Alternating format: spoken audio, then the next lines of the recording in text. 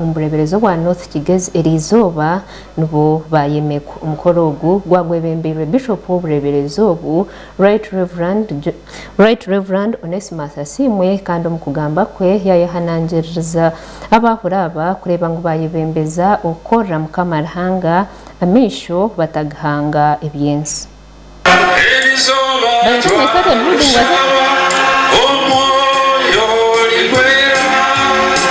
Umukugambaho akwemeka abahuje 16 Bishop Asimwe yagira ngo bwahati abebembezi b'amadini barigere ahakora rahanga amesho bagahanga ibintu byensi ecyakugira ngo tushorahanga yabeteye okimara kulisa enteze okumara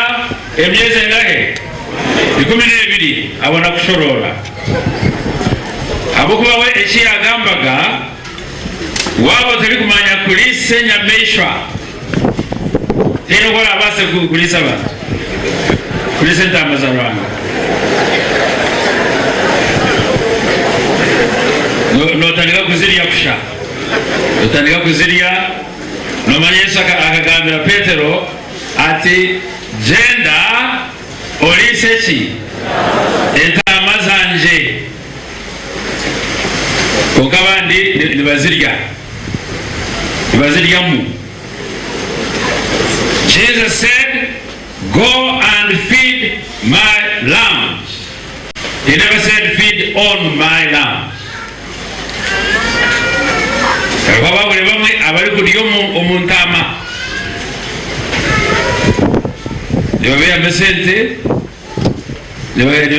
Ogu yashaba abahura bayemekwa kureba ngo bahekitenisa okwetwa kwa mukama kandi yayehanangiriza abakristayo kureba ngo bata umbakozi barhanga ekitenisa mubera kubigabura okushoma byahandikirwe birukwera mu kanisa nebyo kuburira okwegesa abato katekisimu kandi umushororwa